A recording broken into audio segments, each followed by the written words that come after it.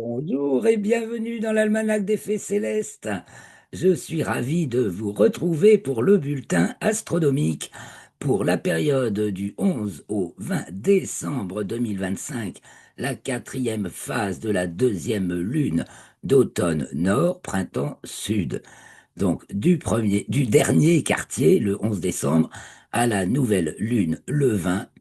C'est la période la plus longue de l'année, 9 jours, pour cette, euh, cette phase lunaire, cette quatrième phase de la deuxième lune, donc d'automne nord, printemps sud, puisque en fait, le dernier quartier a lieu le jeudi 11 décembre à 21h51 et la nouvelle lune se produit le samedi 30, que dis-je, 20 décembre à 2h43. Je vais chausser mes lunettes. Donc, merci beaucoup ma très belle communauté d'être là, d'écouter, de suivre mes vidéos. Merci beaucoup pour vos pouces en l'air, vos commentaires, vos partages. Vous emmène, je m'appelle Claire Henrion, je vous emmène de semaine en semaine, ou plus précisément de phase lunaire en phase lunaire, vous préparez à voir ce que vous allez voir et savoir ce que vous ne verrez pas, les pieds sur terre, la tête dans les étoiles, les mains à l'œuvre pour vous préparer chaque semaine ce condensé d'informations astronomiques précises que vous trouvez dans l'article dont le lien est dans la description de la vidéo.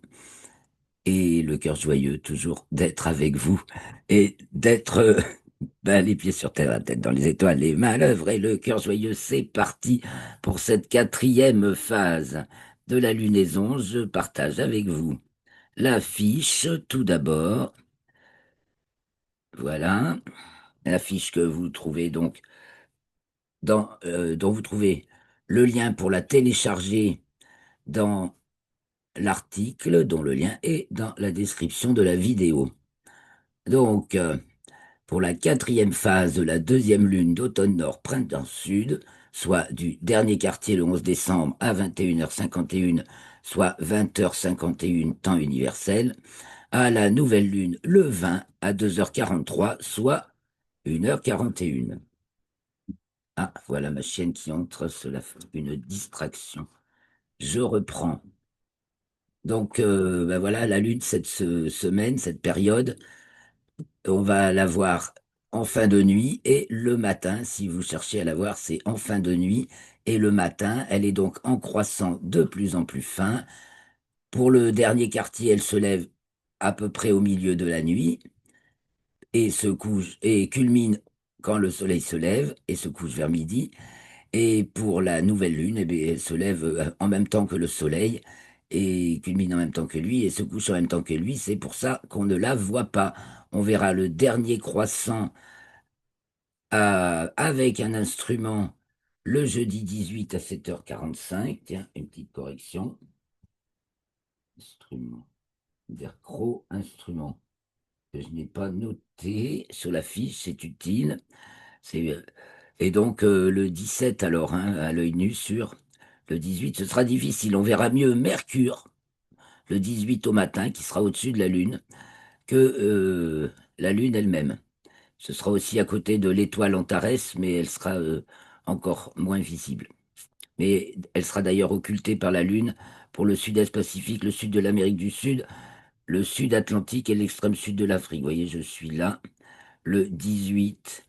Pour le dernier croissant de lune, normalement visible qu'avec un instrument. Je vous dis donc, on verra mieux Mercure, car Mercure est visible encore cette semaine. Elle était à son élongation ouest maximale le 7 décembre, et donc elle reste visible encore jusqu'au 20 à peu près.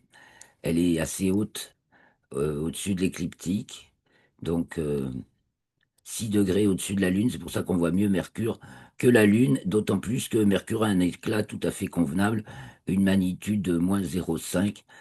Donc, on a toute chance de voir Mercure en ce moment le matin, s'il s'est dégagé. Voilà, alors je reprends la Lune tout d'abord, à part cet épisode du 18, hein, donc le jeudi 18 au matin. Alors, nous repartons du jeudi 11 avec la Lune, et puis après on regardera les planètes. Oui, aussi avant, introduction. Le jeudi 11, c'est le jour où Saturne est conjointe à Neptune en héliocentrique, hein, ne confondez pas, en héliocentrique, du point de vue du Soleil. Donc jeudi 11 à 4h05, dans le deuxième degré du signe du Bélier. En géocentrique, elles seront conjointes le 20 février 26, dans le premier degré du signe du Bélier, car en géocentrique, comme elles sont rétrogrades, elles sont revenues dans le signe des Poissons. Mais en héliocentrique, elles sont bien toutes les deux déjà dans le signe du Bélier. Voyez même déjà le deuxième. Alors c'est un événement rarissime entre deux planètes lentes, donc qui retrouvent en conjonction tous les 36 ans en moyenne. Mais en plus, pour que ça se produise tout près du 0 degré Bélier, c'est-à-dire le point vernal, le point origine du, du zodiaque. Alors évidemment, on pourrait dire que c'est aussi le 0 Capricorne, c'est tout aussi important, et je suis parfaitement d'accord. Tout dépend à quel endroit on met le début. Si c'est le début du début, c'est le Capricorne. Si c'est le début de la manifestation, c'est le Bélier. Bon, alors on va compter dans nos calendriers. Pour l'instant, on est basé sur le Bélier.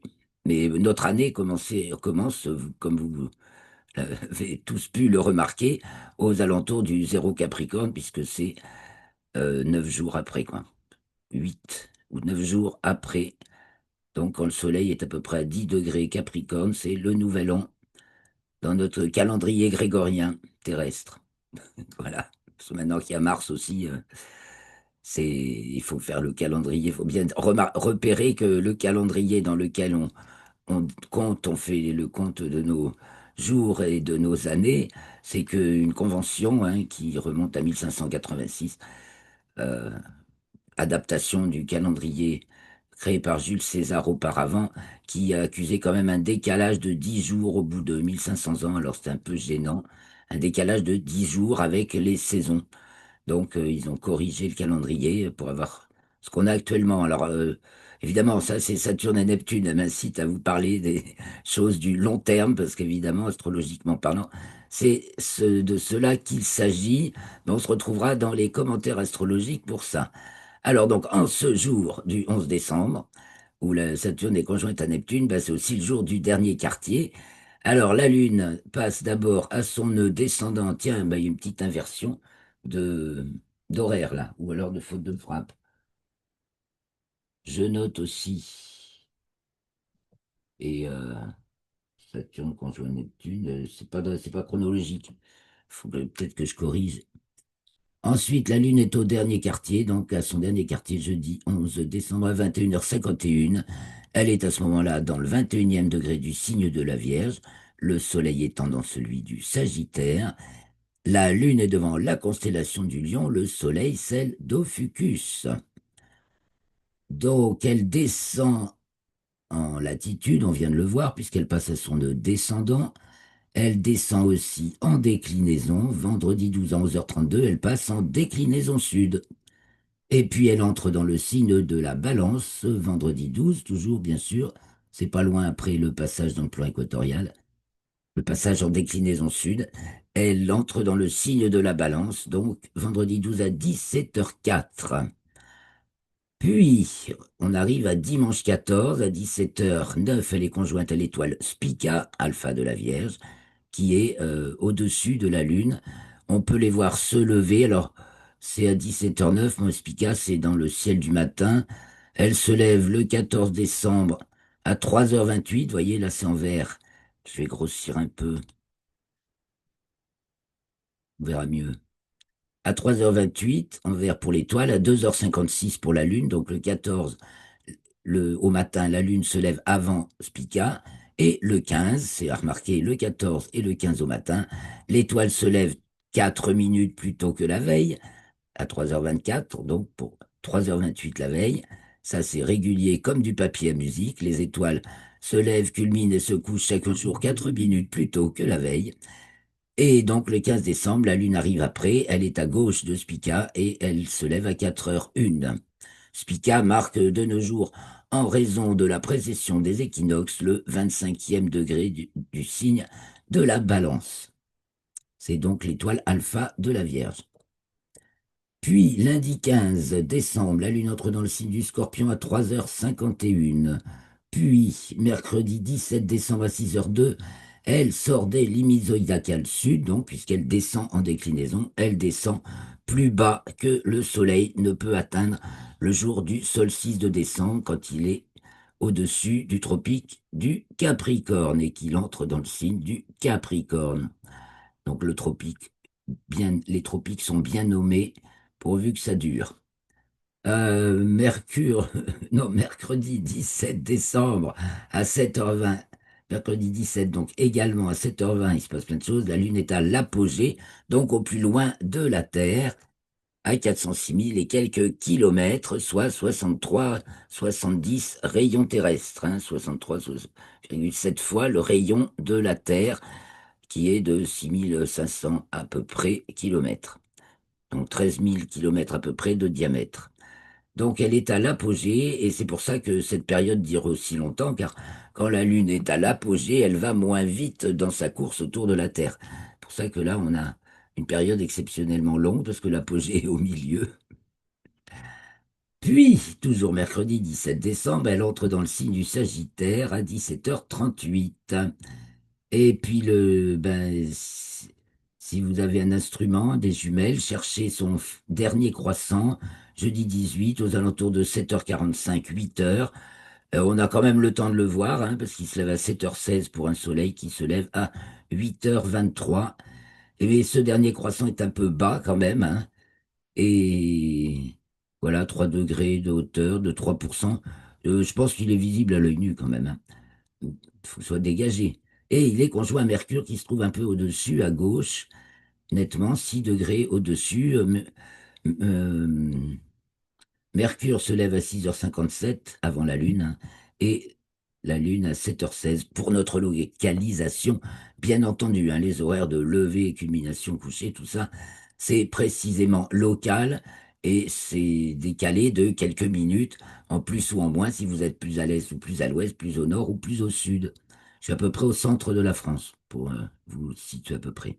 Enfin, au centre sud-ouest quand même. Puis jeudi 18 toujours, donc la Lune est conjointe à Antares, mais je viens donc déjà d'en parler. C'est déjà plus visible, on voit pas Antares.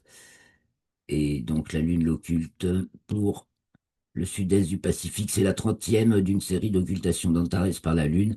C'est la 30e occultation d'Antares par la Lune consécutive. Ça s'arrêtera parce que la Lune va euh, remonter justement. Elle passera ensuite au-dessus, au nord d'Antares. Là, ces temps-ci, elle passe carrément au sud. Puis après, elle va repasser au nord d'Antares quand elle y sera conjointe. Et bientôt, il n'y aura plus d'occultation. Jeudi 18 décembre également à 18h24, elle atteint donc sa latitude minimale, donc le plus bas possible, en dessous du plan de l'écliptique, le plan Terre-Soleil. Et on appelle ça le ventre du dragon. Donc, ventre du dragon, qui est dans le 13e degré du signe du Sagittaire, qui est perpendiculaire à l'axe des nœuds et donc rétrograde. La Lune encore est conjointe à Vénus ce vendredi 19 à 17h18. J'ai mis en rose mauve parce que c'est pas visible. Vénus n'est pas visible. Vous voyez, elle se lève à 8h09, la Lune à 8h21, pour un soleil qui se lève à précisément 8h24 chez moi, donc à peu près juste en même temps que le soleil, tout petit poil avant. Et puis Vénus qui est maintenant dans la constellation d'Ophiuchus. Puis la Lune atteint sa déclinaison minimale, donc c'est le jour où elle a la plus petite course sur l'horizon, plus petite que celle du Soleil au solstice de décembre, et parce qu'à cause de sa latitude en dessous de l'écliptique. Et donc, c'est la nouvelle lune dans le 29e degré du signe du Sagittaire, la lune étant devant la constellation du Sagittaire à ce moment-là, et le soleil toujours au fucus, puisque la lune se trouve du coup en dessous, 4 degrés, 48 minutes, en dessous du soleil, qui est toujours à zéro. Le soleil, c'est zéro de latitude. Après cela, samedi 20 décembre à 5h52, elle entre dans le signe du Capricorne et elle est à 5h52 et elle est conjointe à Mars à 13h41, qui est tout autant invisible que Vénus les deux planètes étant de part et d'autre du Soleil et vont s'y tenir un peu comme ça pendant un certain temps. Et début janvier, on va avoir à la fois la conjonction supérieure de Vénus et la conjonction de Mars au Soleil. Tout ça, Soleil, Vénus, Mars seront dans la même direction. C'est assez, c'est pas anodin non plus, c'est assez exceptionnel. Donc Mars est dans le quatrième degré du signe du Capricorne. Donc la Lune, oh ben là aussi il y a un petit problème de couleur. C'est pas la bonne couleur. Mars est en rouge, le vert c'est pour Mercure. Donc ça c'est dans Lune, conjoint Mars au fucus en rouge. Voilà pour la Lune, mais c'est pas tout. Que se passe-t-il au niveau des planètes? Alors, d'abord du Soleil. Hein, le Soleil, qui est au carré de Saturne dans le plan écliptique, c'est la quadrature est de Saturne, c'est-à-dire le dernier carré, enfin le carré qui se passe entre l'opposition, qui a eu lieu en septembre, là où on voit comme pleine, c'est pleine Saturne, c'est là qu'on la voit au maximum dans le ciel, et la conjonction qui est quand le Soleil est conjoint à Saturne, où on ne voit plus du tout Saturne, nouvelle Saturne donc.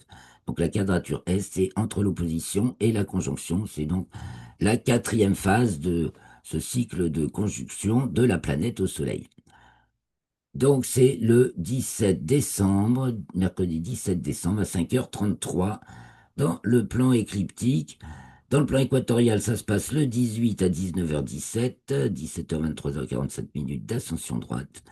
Et en héliocentrique, la Terre sera conjointe à carrée à Saturne le 23 décembre dans le deuxième degré du Cancer pour la Terre, puisque le Soleil sera deuxième Capricorne du point de vue géocentrique, donc Terre, deuxième Cancer du point de vue héliocentrique, et Saturne, Bélier, deuxième Cancer, Bélier, alors que en géocentrique, c'est dans le 26e degré, Sagittaire pour le Soleil, Poisson pour Saturne. Voilà pour le carré de Soleil à Saturne.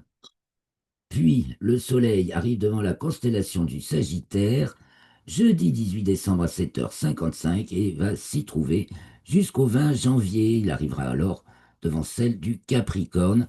Quand il arrive devant la constellation du Sagittaire, il est dans le 27e degré du signe du Sagittaire. Voilà pour le Soleil, le Soleil et Saturne en conjonction. On a parlé de la conjonction héliocentrique Saturne-Neptune et du carré du Soleil à Saturne en géocentrique. Alors, par ça, les autres planètes, Mercure, bien sûr, la plus rapide, qui fait le plus d'événements. Donc, jeudi 11 à 23h39, Mercure entre dans le signe du Sagittaire en géocentrique, donc son mouvement est direct. Et elle s'y trouve jusqu'au 1er janvier. Elle entrera dans le signe du Capricorne. Et elle se trouve actuellement, à ce moment-là, quand elle entre dans le signe du Sagittaire, devant la constellation de la Balance. D'ailleurs, à propos de Balance, en héliocentrique, elle entre dans le signe de la Balance vendredi 12 à 15h32. Elle va y rester jusqu'au 21 décembre. Et donc, elle rentrera dans le signe du Scorpion en héliocentrique. Ça ne fait qu'avancer. Il n'y a pas d'entourloupe de rétrogradation. Vendredi 12 à 17h04, dans la Lune, ça c'est la Lune. Dimanche 14 à 1h28, elle arrive devant la constellation du Scorpion. Hein. Nous parlons de Mercure, où elle va rester jusqu'au 17 décembre. Le 17 décembre, elle arrive devant Ophiuchus. Voilà, parce que le petit trajet devant la constellation du Scorpion est très étroit. Il y a 5 ou 6 degrés. Ça dure 3 jours pour Mercure. Elle passe du troisième degré du Sagittaire au septième degré du signe du Sagittaire quand elle arrive devant Ophiuchus. C'est vraiment 4 degrés qu'elle traverse devant la constellation du Scorpion. Voilà pour Mercure, Mercure, Mercure. Ensuite, donc, elle arrive devant Ophiuchus. Oh, il y a Joël qui me rejoint. Bonjour Joël. Chic, chic, chic. Bon, j'ai commencé, hein, j'en suis à finir de présenter la chronologie des événements de cette longue phase du 11 décembre au 20 décembre, donc du dernier quartier à la nouvelle lune pour la deuxième lune d'automne nord, printemps sud. quatrième phase, donc dernière phase de cette lunaison. J'en étais à Mercure, voilà, c'est fini avec Mercure. Quelles autres planètes font quelque chose? Mars. Mars entre dans le signe du Capricorne lundi 15 décembre à 8h33 et va s'y trouver jusqu'au 23 janvier. Mars est actuellement devant la constellation du Sagittaire, invisible. Elle est d'ailleurs aussi à sa déclinaison minimale, mercredi 17 à 1h02. Donc elle est hors limite zodiacale sud, hein, moins 24 degrés en dessous du plan de l'équateur, hors limite zodiacale sud du 27 novembre au 4 janvier. Puis après, le 4 janvier remontera, elle passera en déclinaison le 12 avril et atteindra son maximum le 15 août, légèrement hors limite zodiacale nord. Voilà pour Mars. Je crois que c'est tout pour Mars et il nous reste Vénus qui passe à son nœud descendant, donc dans le plan de l'écliptique en descendant, elle passe en latitude écliptique sud. Vendredi 19 à 2h26 en héliocentrique, c'est régulier, c'est toujours dans le 17e degré du signe du Sagittaire. Tandis que en géocentrique, elle y passe très peu de temps, enfin, mais pas exactement au même instant, à 1h45. Et là, c'est variable, sa longitude, variable bien sûr, 23e degré du signe du Sagittaire. Et donc, elle va descendre en latitude écliptique et elle atteindra son minimum le 13 février en héliocentrique, le 14 février en géocentrique. Voilà, et puis elle est conjointe à Vénus, à la Lune, mais invisible. J'ai fait le tour de la chronologie, donc vous retrouverez tout ça dans la fiche que vous pourrez même télécharger et imprimer pour pouvoir l'avoir sous les yeux si ça vous est plus confortable comme moi que sur un écran. Les petites planètes opposées au Soleil, 45 Eugénia le 14 décembre, 80 Sappho le 17 décembre et 87 Sylvia le 19 décembre. Et puis la Lune est conjointe à la petite planète Junon, donc ou astéroïde, hein, le 19 décembre. Junon qui est vachement au nord, en fait, au-dessus de la Lune, hein. Delta moins 13. La Lune est 13 degrés en dessous de Junon, hein. Junon, elle est même pas dans la bande zodiacale, hein. Elle est devant la constellation du Serpent, d'ailleurs, qui n'est pas dans la bande zodiacale. Mais elle est au-dessus, quoi. Donc, les jours ben, les plus courts, hein, pratiquement, avec les couchers de soleil les plus précoces de l'année, à partir du 13, c'est la Sainte-Luce. Les jours commencent à croître d'un saut de puce, enfin sur le soir. Puisque sur le matin, ça continue quand même à diminuer. Ça diminue même jusqu'à début janvier, mais enfin, le jour se lève de plus en plus tard jusqu'à début janvier, alors que le soleil se couche donc qu'est-ce que je dis? Oui, c'est ça. Oui, il se couche aussi de plus en plus tard à partir du 13 décembre. Et le jour le plus court est effectivement le jour du solstice, donc c'est le 22 décembre.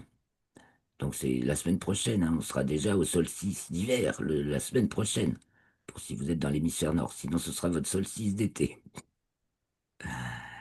Donc, et la Lune qui, donc comme je l'ai dit, se lève en milieu de nuit pour le dernier quartier, culmine au début, au lever du soleil et se couche aux alentours de midi, puis chaque jour de plus en plus tard, en moyenne 50 minutes. Donc pour arriver à la nouvelle lune où elle se lève en même temps que le soleil, culmine en même temps que lui et se couche en même temps que lui. Donc les planètes visibles, ben, ni Mars ni Vénus, qui se trouvent vraiment de part et d'autre du soleil, elles sont plus visibles. Mais en revanche, ben, dans le ciel du soir, Saturne, qui est vraiment, qui culmine aux alentours de 19 heures, qui est vraiment en excellente posture pour être observé, ainsi que Neptune. En plus, il n'y a pas de lune, donc c'est vraiment les conditions idéales si le ciel s'y prête. On peut s'y mettre de bonne heure. En plus, il y a de quoi se régaler. Et puis Uranus, maintenant qui se lève avant le coucher du soleil, qui culmine aux alentours de 23 heures, dirons-nous, et se couche aussi de plus en plus tôt, 6h20, qui se trouve en dessous des Pléiades, et c'est aussi l'excellent moment pour l'observer. Puis aussi, bien sûr, Jupiter qui se lève de plus en plus tôt, aux alentours de 19h20 cette semaine et culmine aux alentours de 2h50. Donc c'est le grand festival de Jupiter avec de plus en plus de phénomènes à observer. Donc, ils sont répertoriés ici, les phénomènes observables en France métropolitaine. Évidemment, si vous êtes ailleurs, c'est pas exactement les mêmes, mais sur le site euh, de PGJ Astronomie, justement, où je relève les phénomènes, il y a tous les phénomènes aussi. Donc, selon votre localisation, vous pouvez trouver votre localisation dans le monde. Et puis Mercure, donc, qui glisse de la constellation de la Balance à celle du Scorpion, puis d'Ophiuchus, qui est de magnitude -0,5, donc un éclat convenable, qui se lève à 6h31 le 11 décembre et à 7h01 le 20. Elle est visible. D'ailleurs, elle achève sa boucle de rétrogradation le 17 décembre ou le 16 dans le plan équatorial. Voilà pour Mercure. Donc, c'est le matin, Mercure, hein, du soir au matin. Et il y a plein d'autres choses encore. Alors, donc, Vénus et Mars qui sont dans le champ du chronographe Lascaux C3, les couchers de soleil les plus précoces de l'année. La lumière zodiacale en cette période de nouvelle lune hivernale, eh bien, on peut la remarquer. Elle est visible et le soir et le matin. Alors, elle est visible le soir du 7 au 22 décembre. Elle est devant le Capricorne, le Verseau, donc c'est à l'opposé. Enfin, c'est décalé par rapport au soleil. Et du 17 décembre au 1er janvier, donc du 17 au 22, on peut la voir la soir et le matin. Décembre 1er janvier, aux alentours de 6 heures, donc avant le début de l'aube, devant le nord du Scorpion, la Balance, la Vierge. Nous avons aussi au méridien à la minuit en ce moment le Festival des étoiles brillantes. Donc Rigel culmine à la minuit le 11 décembre.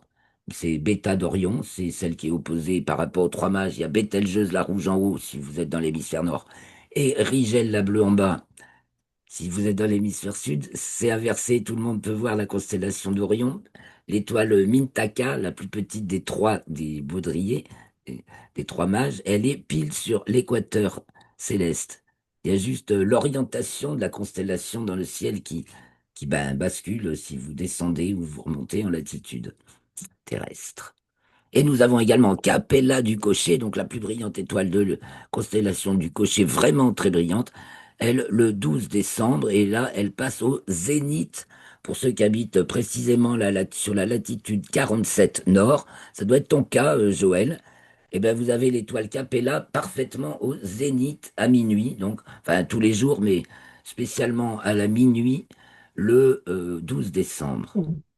En plus, pour les Parisiens, le 15 décembre, vous pouvez admirer la lune, le vieux croissant de lune se lever dans l'Arc de Triomphe depuis la porte Maillot.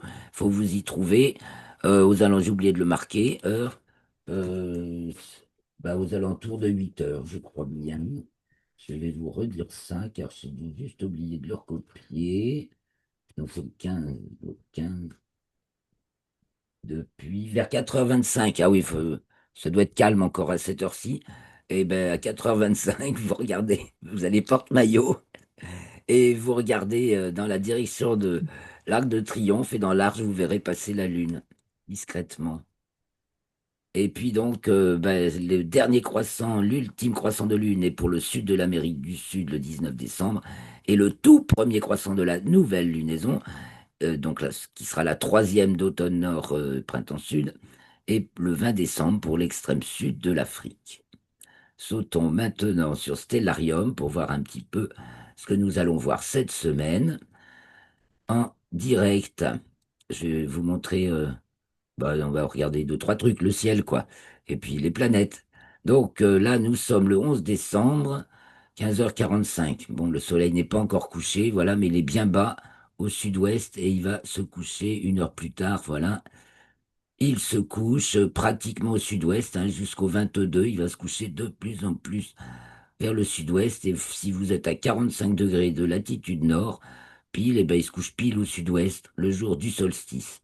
Puis après, il se repartira avec un arc plus grand, donc il se couchera de plus en plus vers l'ouest, où il se couche précisément le jour de l'équinoxe. Donc une heure de plus et il fait nuit. Donc pas de lune, hein, puisqu'elle est dans le ciel du matin. Donc 17h46, il est déjà couché, hein, ça fait déjà une demi-heure qu'il est couché. Et dans ce crépuscule, on voit déjà Saturne. On va aller à 18 heures. Voilà, 18 heures. Ben, dans le crépuscule, on a Saturne. Alors, les étoiles, c'est faux maillot du poisson austral ici. Menka, Divda de la baleine. Oui, Divda, c'est celle qui est en premier. Voilà ce qu'on peut voir à ce moment-là. On va prendre un tout petit peu plus, hein. On va prendre 1 heure de plus pour observer confortablement Saturne, qui culmine aux alentours de 19 heures, donc. Donc là, elle passe au sud, le plus haut de sa course.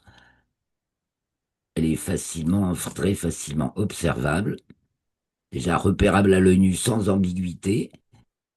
Et à côté d'elle, il y a Neptune qui est par là, voilà. Là, il faut un instrument, mais la période est archi propice. Donc, vous voyez, vous avez Saturne avec des jumelles.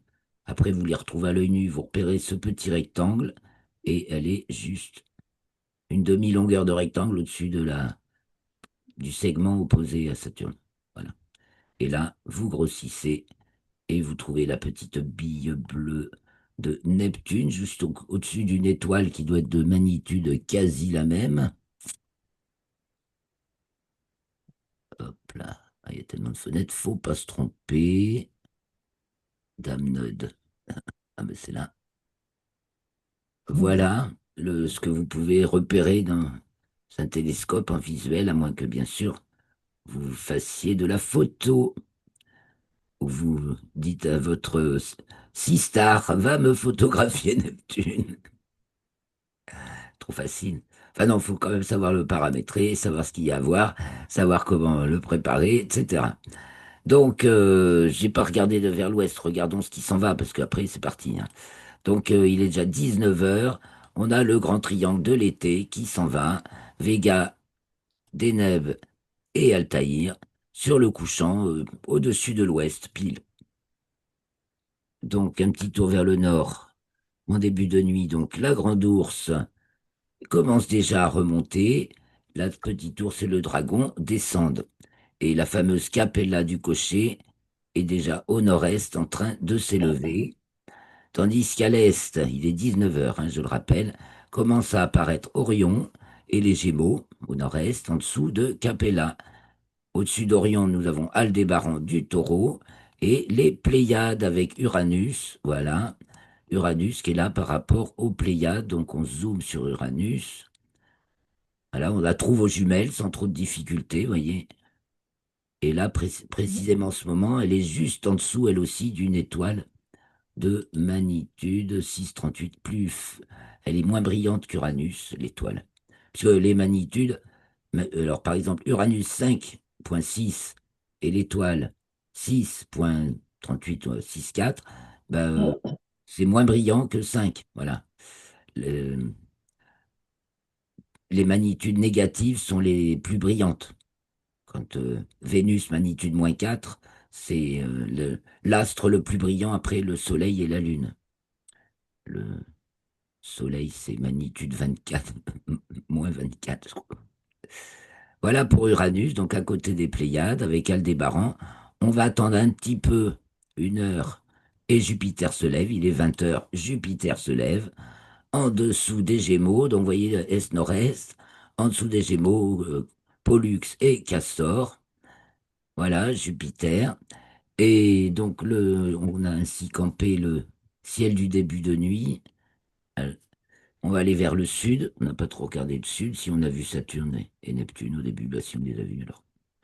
Saturne et Neptune qui sont devant les poissons, enfin même le Verseau pour Saturne qui est rétrograde et Neptune elle est devant les poissons. Ils sont à la frontière des deux constellations.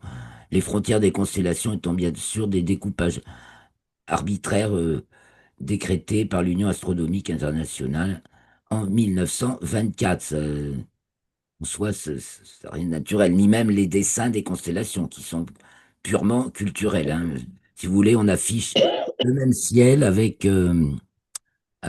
par exemple, chez les Chinois, comment ils le voient, le même ciel, culture céleste, et comme c'est bien chinoise. Allez, comme c'est les mêmes étoiles, commencez chez les Chinois. Prairie céleste, on a les mêmes, hein. On va essayer de les retrouver, hein. Ah ben là, on a Saturne. Oui, on est au sud, là. D'accord. Donc ici, on a Faux-Maillot, qui est la porte septentrionale du camp militaire. Qu'est-ce qu'on va reconnaître? On avait vu. Bon, je vais pas m'éterniser, mais on avait Menkar. Non, Divda, de la baleine. Je la vois pas. Là, donc, c'est Saturne. Bon, ben, vous voyez comme on est. Ah, la voilà, sûrement. C'est Divda de la baleine, maître des constructions, et Faux-Maillot du poisson austral, porte septentrionale du camp militaire. Voilà, les mêmes étoiles, hein. Donc, vous voyez que les constellations, ce n'est que culturel, hein. Gardez bien ça dans la tête. Donc, chez nous, chez nous. Hein, c'est où chez nous? Moderne, ça doit être moderne. UAI, voilà. Soyons conventionnels. UAI, c'est Union Astronomique Internationale. Bon, alors voilà. Alors, au cours de la nuit, que va-t-il se passer? Donc, voilà, les planètes visibles, c'est donc Saturne et Neptune, visibles ou observables, et puis Uranus, et puis Jupiter. Au cours de la nuit, on va voir se lever. Alors, il y a plein d'étoiles filantes avec le maximum des Géminides le 14 décembre, 120 étoiles à l'heure au taux horaire zénital. C'est un gros essaim le 14 décembre en petit matin, en fin de nuit surtout. C'est là, c'est l'heure du maximum, à 8 heures. Donc un peu avant, c'est mieux. Voilà ce qui est donc à l'est à 22 heures, donc les Gémeaux qui s'élèvent. Donc on a également, bon, ça c'est le point anti-solaire. Ça veut dire que le Soleil est pile à l'opposé de ce point. On a les monocérotides de décembre, on en a plein. On a les sigma hydrides de l'hydre, ça c'est la tête de l'hydre, ici justement. On va la voir s'élever. On a les léominorides de décembre. On a plein d'étoiles filantes. Et puis on a bien sûr aussi, aux alentours de 22 heures, Sirius, donc du grand chien, qui se lève avec notre grand jet de l'hiver qui s'élève au sud-est.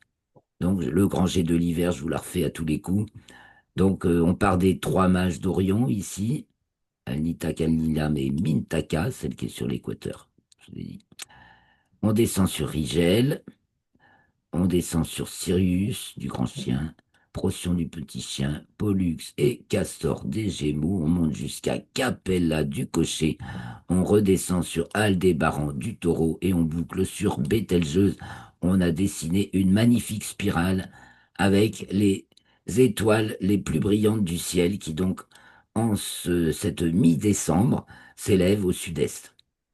Alors, on va continuer à voir tourner la nuit, parce que ça, leur tournale également. Donc l'hydre, ça c'est ça, l'hydre femelle, à droite du lion, donc qui se lève. La lune, là on est le 12 décembre, donc elle se lève en milieu de nuit, puis elle va se lever de plus en plus tard. On va faire les jours qui suivent. Donc là, le 13, elle se lève aux alentours de 2 heures.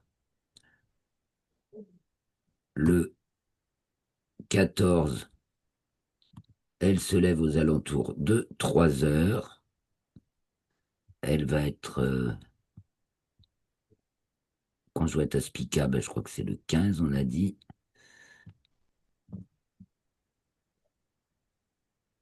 Voilà. En fait, le dessin des constellations UAI, c'est pas celui que j'avais avant, c'est pas le classique. Il est plus sophistiqué. Je pense que je chercherai le classique, tout le monde s'y retrouve mieux.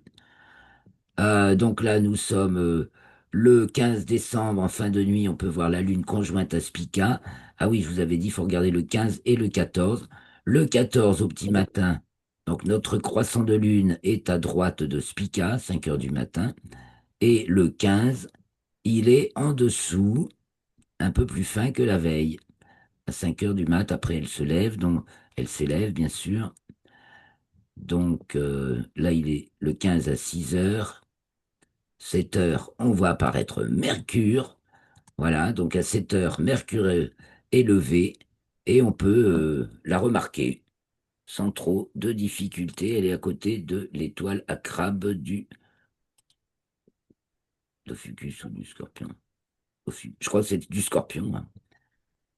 et elle est devant le Scorpion, oui, là, parce qu'on est le 15. Ensuite, le 16, le 17. Voilà, on voit encore bien l'avant-dernier croissant de lune, le 17 au matin. Je dézoome un peu. Et le 18 au matin, ben, faut attendre. Vous voyez, alors on est dans le jour qui se lève, on est dans l'aube. Mercure est visible, la lune arrive un bon temps plus tard, 7h16, et c'est à côté de l'étoile Antares qui, elle, n'est pas visible du tout, qui se trouve là. Bof. Attendez, je vais grossir. Il fait trop jour là déjà, hein, pour tout voir. Donc on verra bien Mercure et on verra le croissant de lune le 18 au matin avec un instrument ou pas. Ah voilà Antares. Voilà. Donc Antares sera bien difficile à remarquer. Le croissant de lune est possible et Mercure plus facilement. Et ben voilà pour ce petit tour, car après c'est la nouvelle lune. Et d'ailleurs, je vais vous montrer comment ça fait si on enlève l'atmosphère, le sol, et qu'on va centrer, voilà, le soleil, il est là. Voilà, on va aller au jour de la nouvelle lune. Et voyez comme le 19, bah, c'est le 20. Ah, le 20, on a dit, vous vous en souvenez? Le 20 à Mm. 2h43, ben, nous y sommes pratiquement. Donc, c'est le moment pratiquement de la nouvelle lune. Regardez, le soleil est là. Vénus est d'un côté, elle est du matin. Elle se lève un peu avant le soleil, mais 10 minutes avant seulement. Et Mercure est là, elle est après le soleil, donc elle se couche encore un tout petit peu après elle, mais pareil, une dizaine de minutes. Donc, que dalle, elles sont pratiquement de part et d'autre du soleil au moment de la nouvelle lune. Évidemment, je trace l'écliptique, la lune. Et à la même longitude que le Soleil, mais elle est en dessous. Voilà, voilà, voilà, mes chers amis. Alors j'arrête ce partage. Ça va, Joël? Ça Ça va? va et toi, Claire, bonjour. Ben oui, ça va bien, ça va bien. Je vais peut-être montrer quelques images et puis on s'arrêtera là après. Je vais repartir Mm. sur ce partage. Vite fait, les images, ben, vous les retrouverez dans l'article. Là, je les ai pas préparées à l'avance, mais je les ai là, histoire de commenter quelques trucs. Donc, une dernière vue de la comète Atlas, enfin, ou de l'objet interstellaire 3I Atlas, pris en Colombie. Donc, ça, bah, c'est le 8 décembre. Alors, elle a été, elle, oui, il a été visible bien fin novembre et jusqu'à ces derniers jours, mais son éclat décroît. Mais bien qu'elle va passer au plus près de la Terre le 19 décembre, ceci dit, vachement, vachement loin de la Terre, il n'y a absolument aucune crainte qu'elle nous dérange. Son éclat décroît quand même vachement maintenant et donc va plus être aussi aisément visible. C'était quand même un peu difficile, mais pas trop, quoi, une magnitude 10. Donc on se pose sur l'objet et du coup on a un filet d'étoiles. Les traits que vous voyez là, c'est les étoiles, puisque c'est en pause, enfin c'est bloqué sur l'objet, donc on voit les étoiles défiler. J'ai quoi d'autre comme image à vous montrer? La pleine lune qui occulte les Pléiades, ben oui, la pleine lune, donc c'était le, tiens, le 4, la nuit du 4 au 5 décembre, et là, un petit montage où on voit la lune qui occulte les Pléiades. Donc ça va repartir, voilà, la lune qui passe devant les Pléiades.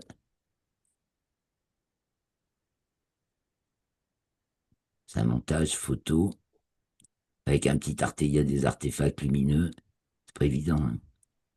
Donc, c'était le 3 décembre au matin. C'est pris des USA dans l'Utah. Et donc, il explique, vous avez le lien, hein, comment ici est pris pour faire cette prise de vue. Magnifique image prise au Sistar, vous voyez, ce télescope photographe automatique. On en a un à Rocastre, au Club Astrolthe. On s'en sert bien l'été. Merci Loïc. Eh ben, le mur du cygne, si c'est pas beau, ça. C'est une belle photo, n'est-ce pas? Ensuite, le soleil qui a été hyper actif, là, il s'est un peu calmé, mais on a une très belle vue sur la tâche, sur l'éruption de M, c'est moyen, enfin de moyenne, là, il y a trois lettres. Il y a X, c'est comme pour les vêtements. X pour les éruptions vraiment fortes, et la semaine dernière, le 1er décembre, il y en a eu une exceptionnellement forte de classe X1. Bon, c'était pas toute la plus forte, mais ça faisait un an qu'il n'y en avait pas eu une aussi forte. Et puis M, c'est les éruptions de force moyenne. Et donc là, c'est pas une éruption spécialement violente, mais ça doit être celle qui a balancé une éjection de masse coronale en direction de la Terre, qu'on voit ici en proportion, n'est-ce pas? La Terre par rapport Mhm. aux taches solaires. Et nous finirons sur ce petit Saturne avec Titan Ouais. en transit devant, voilà, et les anneaux de Saturne particulièrement plats en ce moment, mais on commence à voir de plus en plus le sud des anneaux en dessous. C'était donc, il doit y avoir la date. Vous aurez les liens pour ces images dans l'article, dont le lien va se trouver en description de la vidéo. Alors, je vous souhaite une très bonne semaine. On se retrouvera certainement le vendredi 18, le vendredi 17, le jeudi 18, ou peut-être le jeudi 18 ou le vendredi 19, puisque c'est samedi 20, pour le prochain enregistrement. Alors, bah, portez-vous bien. Merci Joël, merci à vous tous d'avoir suivi jusqu'au bout. Ok. N'oubliez pas le petit pouce, transmettre, partager avec vos amis et n'hésitez pas à laisser des commentaires ou des questions. C'est avec grand plaisir que j'y répondrai. Portez-vous bien. Au revoir. À très vite.